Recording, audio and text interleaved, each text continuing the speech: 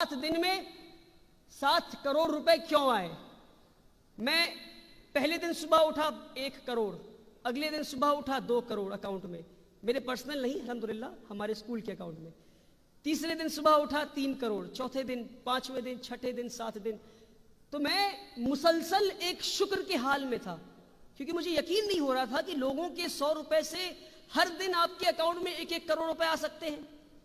मगर मैं खुद से ये पूछ रहा था कि या अल्लाह ये क्यों, या अल्लाह ये क्यों, या अल्लाह ये क्यों।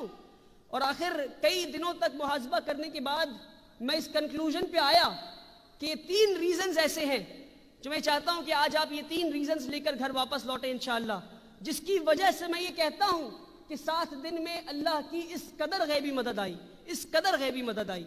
वो 3 चीजें क्या है? फर्स्ट, कि हमारी नियत साफ हो, हमारी नियत सिर्फ और सिर्फ अल्लाह की रजा के लिए हो।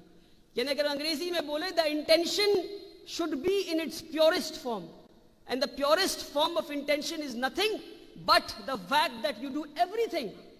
आप सांस भी ले तो अल्लाह की रजा के लिए।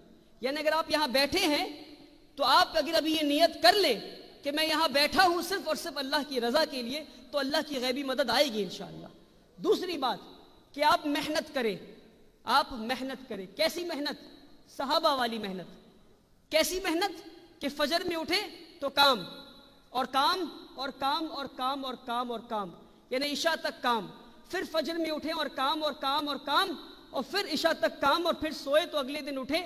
अगर आप हर दिन इस कदर मेहनत करेंगे, और मैं कहता हूं जिंदगी का उसूल ये होना चाहिए कि जमीन पे काम, और मेरे साथ आप दोहराएं, जमीन पे काम, ऐसे नहीं चलेगा, जोर से कहें, जमीन पे काम और कब्र में आराम इंशाअल्लाह। ये जमीन आराम के लिए नहीं है, हम आराम करेंगे इंशाअल्लाह, मगर आराम की जगह कब्र है इंशाअल्लाह। अगर हम इस कदर काम करेंगे और करेंगे और करेंगे तो अल्लाह की गैबी मदद आएगी इंशाअल्लाह। और तीसरी चीज, तीसरी और आखिरी चीज, नियत, मेहनत, और तीसरी और आखिरी चीज मैं कहता हूं वो है कुर्बानी। इसके बिना कोई भी काम, कोई भी इंसान, कोई भी इदारा, कोई भी मिशन, कोई भी कॉज बड़ा नहीं हो सकता। You can not reach the pinnacle of greatness अगर आप कुर्बानी देने के लिए तैयार नहीं हैं। और अल्लाह सुब्हानहू व तआला आपको जिंदगी में कई सारे मौके देंगे जहां आप कुर्बानी दे सकते हैं, और हम समझें कि आज इस वक्त में हम किस चीज की कुर्बानी दे सकते हैं, किन किन चीजों की कुर्बानी दे सकते हैं। तो आप माल की कुर्बानी, जान की कुर्बानी और ऐसे कई सारी चीजों की कुर्बानी दे सकते हैं। अगर हम देने के लिए तैयार हैं तो फिर हक है हमें कि अपने कौम के लिए अच्छे मुस्तकबिल का ख्वाब देखें। अगर कुर्बानी देने के लिए तैयार नहीं तो फिर वो ख्वाब देखने का भी हक हमें नहीं है। और आप इस बात को समझें कि आज हम कितने परेशान हैं इस पर। और ये आखिरी 2 बात इंशाल्लाह मैं मुकम्मल करता हूँ अपनी स्पीच को।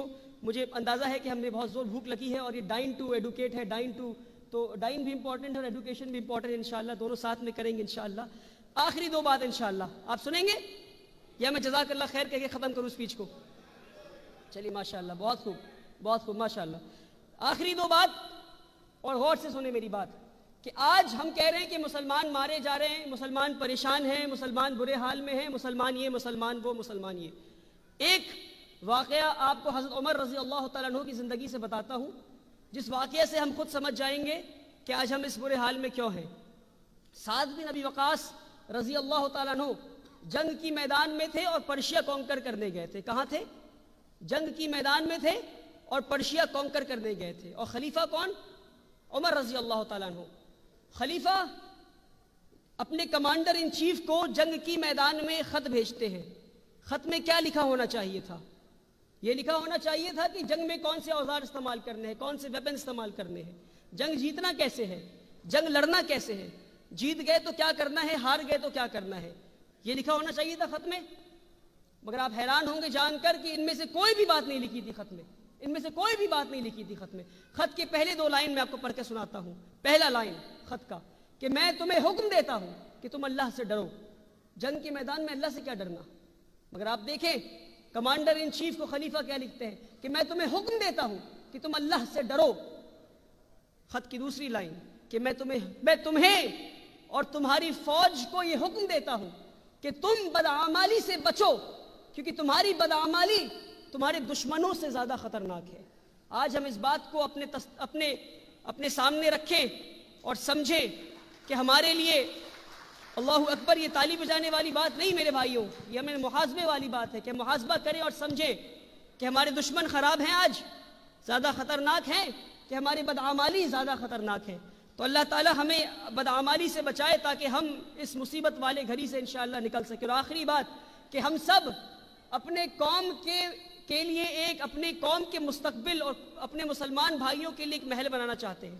محل سے مراد کہ خوبصورت مستقبل چاہتے ہیں بنانا، ایک خوبصورت محل چاہتے ہیں، مگر پریشانی کی یہ بات ہے کہ ہماری کمیونٹی میں ہم سب وہ پیلس تو بنانا چاہتے ہیں، مگر ساتھ ہی ساتھ اس پیلس کے بیچ میں جو خوبصورت جھومر لٹکے گا، ہم سب وہ جھومر بننا چاہتے ہیں، ہم سب وہ جھومر بننا چاہتے ہیں۔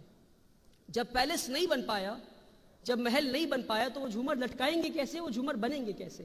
آج ضرورت ہے کہ ہم وہ پلرز بنیں، ہم وہ کھمبے بنیں جو زمین کے نیچے دھس جائیں، نہ ہمارا کوئی ذکر کرے، نہ ہماری کوئی تعریف کرے، نہ ہمارے بارے میں کوئی لکھے، نہ کوئی واہوائی کرے، نہ تالی بجائے ہمارے لیے۔ ہم اگر یہ پلرز بننے کے لیے تیار ہیں جو زمین کے نیچے دھس جائیں گے اور نہ ہمیں کوئی یاد کرے گا، تو شاید، اور میں یہ کہتا ہوں شاید، ہماری اگلی نسل وہ پلرز بنیں گی جو زمین کے اوپر دکھیں گی، اور شاید ہماری اس کی اگلی نسل وہ دیواریں بنیں گی، اور اس کی اگلی نسل چھت بنے گی، اور اس کی اگلی نسل گنبد بنے گی، اور شاید اس کی اگلی نسل وہ خوبصورت جھومر بنے گی جسے لوگ دیکھ کر کہیں گے واہ ماشاءاللہ کیا بات ہے۔ مگر شرط یہ ہے کہ ہم وہ پلرز بننے کے لیے تیار ہو جائے جسے نہ کوئی یاد کرے، نہ کوئی کسی کی تعریف کرے، نہ کوئی اس کے شان میں واہوائی کہے۔ اللہ تعالی ہمیں اور آپ کو دکھاوے سے بچائے، اللہ تعالی ہمیں اور آپ کو کام کرنے کا موقع دے۔ اور آپ سے گزارش ہے کہ جس قدر بہار انجمن کام کر رہا ہے اور آپ بہار کے لوگ یہاں جمع ہو کر کام کر رہے ہیں، ماشاءاللہ میں آپ میں سے بہت کم لوگوں کو یہ بات پتہ ہوگا کہ میں بھی خود ایک بہاری ہوں، میں کہوں تو ہم بھی بہاری ہیں الحمدللہ۔ تو آپ سے امید ہے کہ آپ بہار انجمن کا بڑھ چڑھ کر سپورٹ کریں گے کہ جس طرح سے وہ ان کا جو ابھی ایک ریسنٹ پروجیکٹ ہے کہ ایک میٹرنٹی وارڈ بنائیں جہاں پہ آل ویمن، ایک نرسنگ ہوم ہو جہاں پہ ڈاکٹرز بھی ویمن ہوں، نرس بھی ویمن ہوں، عورتیں ہوں، سیکیورٹی گارڈ، ریسیپشنسٹ، اور ساری چیزیں عورتوں کے ہاتھ میں ہو نظام، اور ہماری ماں بہنیں وہاں جا کر احترام کے ساتھ اور آرام کے ساتھ اپنی سرجری کرا سکیں، اپنے ڈاکٹرز کو دکھا سکیں انشاءاللہ۔ تو آپ لوگ بڑھ چڑھ کر بہار انجمن کا ساتھ دیں، اور ڈاکٹر قدیر صاحب آلریڈی ساتھ دے رہے ہیں، اور ڈاکٹر قدیر صاحب ایک بہاری ہونے کے بنسبت آپ سے گزارش کروں گا کہ آپ اور بڑھ چڑھ کر ساتھ دیں انشاءاللہ۔ آپ سے امید ہے کہ آپ اور بڑھ چڑھ زیادہ، یہ ہمارے شکیل بھائی کہہ رہے ہیں اور زیادہ اسپانسرشپ چاہیے ماشاءاللہ، بالکل امید ہے ڈاکٹر قدیر صاحب بڑھ چڑھ کر دیں گے انشاءاللہ۔ اللہ تعالیٰ ہمیں اور آپ کو کہنے اور سننے سے زیادہ عمل کرنے کی توفیق دے۔ میری کلام سے کسی کا دل دکھا ہو تو میں امید کرتا ہوں آپ مجھے معاف کریں گے، اور باتیں اچھی لگی ہو تو عمل کریں گے، اور میرے لیے سے ڈھیر ساری دعائیں کریں گے انشاءاللہ۔ جزاکم اللہ خیرا۔